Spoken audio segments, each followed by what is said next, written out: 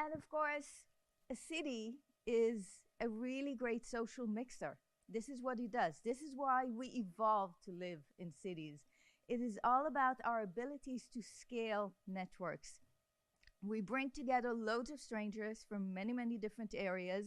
And just by the fact of density, we create amazing opportunities and scale. So the city itself is really us. As Jeffery West says, it is simply the manifestation of its underlying social network, which means that a thriving city, by definition, needs to have a resilient network, needs to have a network that, on the one hand, has stickiness.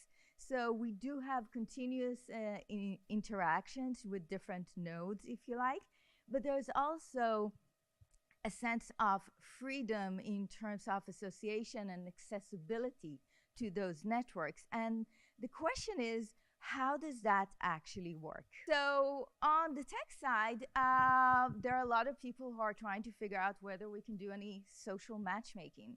And by the way, some of the dating apps have gone into that as well. But we find that actually connecting people to become friends is much more complex than creating romantic matching. So that doesn't really work. And if you think about all the friends that you have in your life and all the connections that you've had, these are gradual processes with so many little moments. And again, serendipity and unintended elements that are just part of that story. So if you think about, again, serendipity as unintentionally finding resources around you, the question is, could we actually design our environment in a way that could increase the probability of these random collisions?